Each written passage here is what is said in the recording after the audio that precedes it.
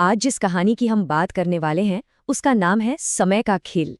और ये हमें सिखाती है कि असली लड़ाई तो तब शुरू होती है जब लगता है कि भाई सब कुछ खत्म हो गया है। तो चलिए एक सवाल से ही शुरू करते हैं।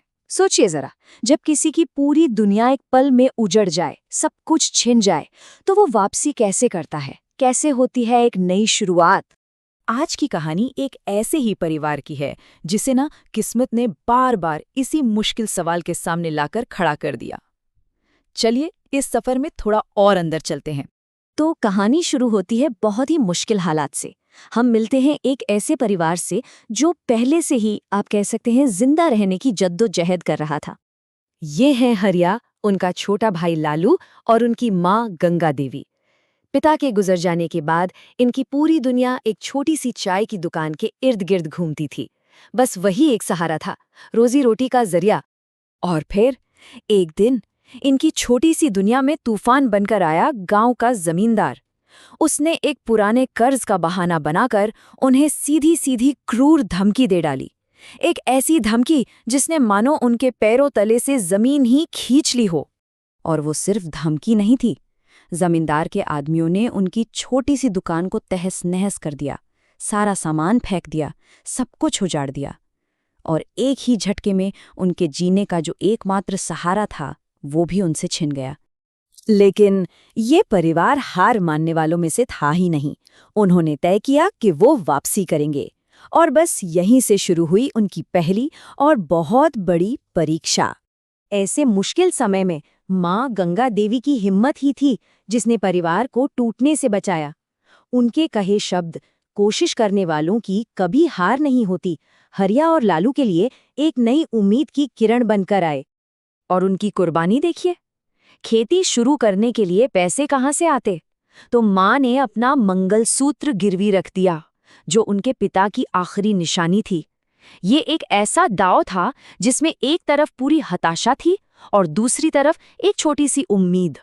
दोनों भाइयों ने, आप सोचिए, दिन को दिन नहीं समझा और रात को रात नहीं। खेत में जी तोड़ मेहनत की और नतीजा, खेत लहलहा उठा, सुंदर हरे भरे तरबूजों से। पर जब वो उन्हें बेचने बाजार लेकर गए तो एक बहुत ही भयानक सच उनके सामने आया। ये तरबूज बाहर से जितने सुंदर थे, अंदर से उतने ही बेस्वाद फीके थे। उनकी महीनों की मेहनत पानी में मिल गई। लेकिन पहली नाकामी उन्हें तोड़ नहीं पाई। उन्होंने फिर से हिम्मत बांधी, पर इस बार उन्हें एक अलग ही तरह की हार का सामना करना था। एक ऐसी हार जो उनकी मेहनत की वजह से नहीं, बल्कि बाजार की सोच की वजह से हुई। और एक बार फिर माँ की समझदारी ने ही उन्हें रास्ता दिखाया। उनका मानना था कि जिंदा रहने के लिए छत से ज्यादा जरूरी है कमाई का जरिया। अगर वो होगा तो घर तो दोबारा बन ही जाएगा। और इसी सोच ने उन्हें एक और भी बड़े बलिदान के लिए तैयार कर दिया। सोचिए, इस बार दांव पर उनका सब कुछ लगा हुआ था। उन्होंने अपना इकलौता घर उसी जमींदार के पास गिरवी रख दिया और खजूर की खेती शुरू की। ये दिखाता है कि वो इस बार किसी भी हाल में सफल होना चाहते थे। कई साल लगे, लेकिन मेहनत रंग लाई। खजूर की फसल शानदार हुई, एकदम मीठी और मजेदार। पर जब वो बाजार पहुंचे तो वहां एक नई दीवार खड़ी थी। दुकानदारों ने उन्हें धोखेबाज कहा।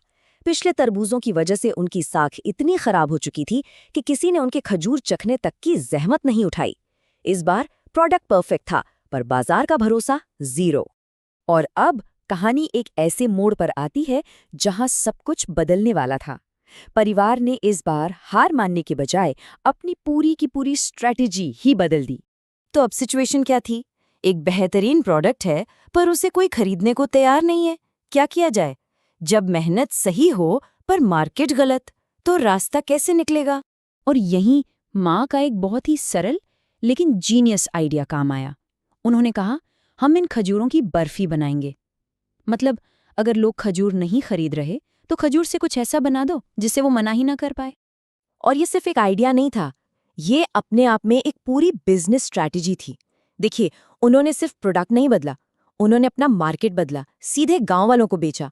और अपना चैनल भी बदला, मंडी के बिचौलियों को हटाकर गली गली जाकर खुद बेचा, सीधे कस्टमर तक। अब उनकी ये नई कामयाबी गांव के जमींदार से देखी नहीं गई। वो जल भुन गया और उसने उनकी इस मेहनत पर पानी फेरने के लिए एक साजिश रची। खजूर की बर्फी तो भाई हिट हो गई। इतनी मशहूर हुई कि उनकी किस्मत ने तेजी से पलटी मारी। देखिए, पहले ही महीने में उन्होंने माँ का मंगलसूत्र छुड़वा लिया।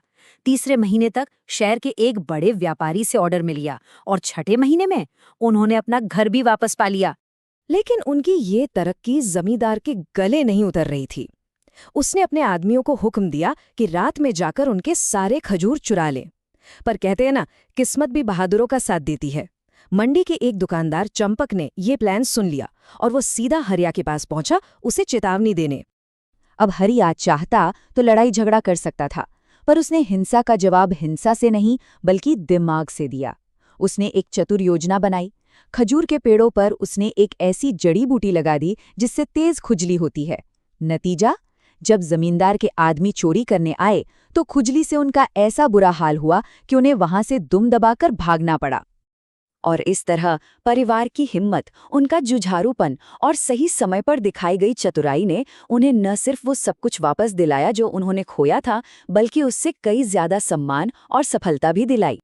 तो इस पूरी कहानी का निचोड़ क्या है? यही कि जब जाने पहचाने रास्ते बंद हो जाएं, तो सफलता अक्सर एक नया रास्ता बनाने में ही मिलती है।